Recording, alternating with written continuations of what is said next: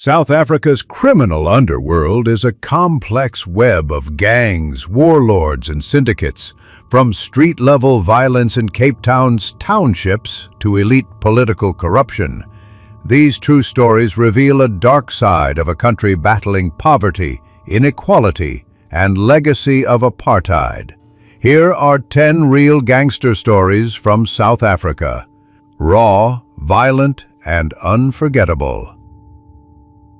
One story: the rise of the numbers gangs.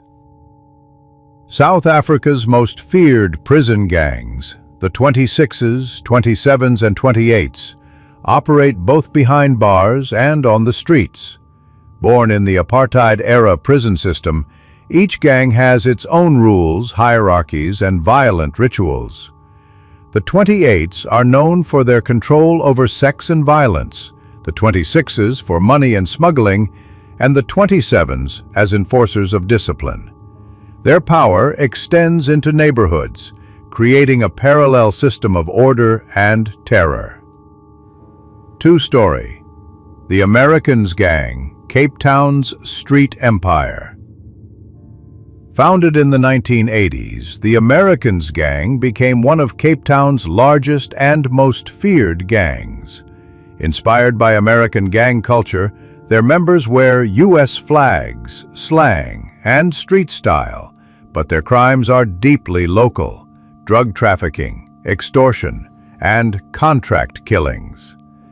In gang-ridden areas like Mitchell's Plain, the Americans have become a brutal force of control.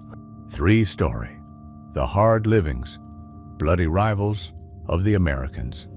The Hard Livings gang, founded by brothers Rashid and Rashad Staggy, rose to power in the 1980s as direct rivals to the Americans. Based in Cape Flats, they engaged in bloody turf wars over drugs and territory. Rashad was burned alive by a vigilante crowd in 1996. A shocking moment captured on camera. Rashid later claimed to leave gangster life behind, only to be assassinated in 2019. True story: Rashad Staggy's public execution. In one of South Africa's most infamous gangster moments, Rashad Staggy, leader of the Hard Livings, was killed by a vigilante group known as People Against Gangsterism and Drugs, PAGAD. He was shot and set on fire in front of TV cameras.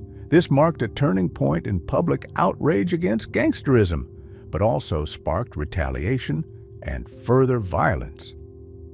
True story: PAGAD, the vigilante movement, turned extremist. Originally formed to fight drug dealers and gangsters, PAGAD started as a community movement, but over time it became increasingly radical and violent. In the late 1990s, PAGAD was linked to a series of bombings and assassinations, including attacks on gang members, nightclubs, and even political figures. Some saw them as heroes, others as urban terrorists. True story: the Sexy Boys Gang, from parties to gunfire. With a misleading name, the Sexy Boys Gang is one of Cape Town's most dangerous. They emerged in the 1990s and quickly became a major player in gun smuggling, drug trade, and extortion. Their members have been tied to politicians, business leaders, and even police, showcasing the deep corruption that allows gangsters to thrive. True story: the role of corrupt politicians and police. In many parts of South Africa, gangsters survive not only through violence, but through protection by corrupt officials. Numerous investigations have revealed police officers working with gangs, tipping them off before raids or helping cover up murders. In 2022, a former police officer was convicted for being a hitman for Cape Town gangs. True story: taxi wars. When transport becomes a battlefield, the minibus taxi industry in South Africa is notorious for violence.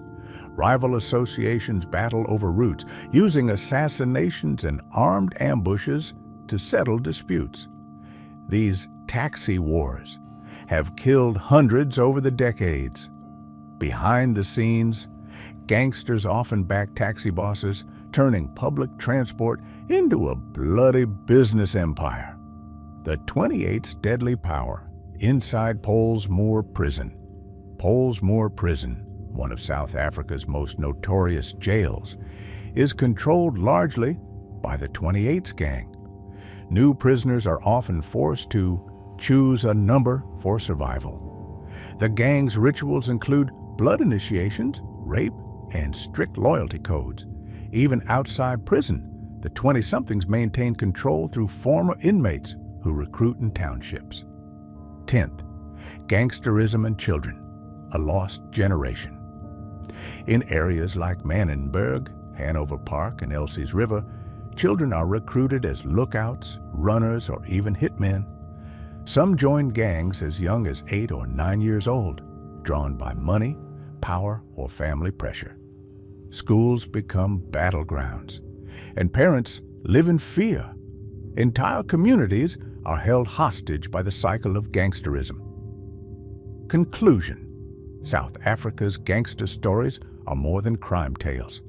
They're a reflection of inequality, trauma, and a society still healing from its past. These 10 real stories expose the dangerous grip of gangs on everyday life and the brave efforts of communities fighting back. Like, comment, and subscribe for more true crime documentaries from around the world.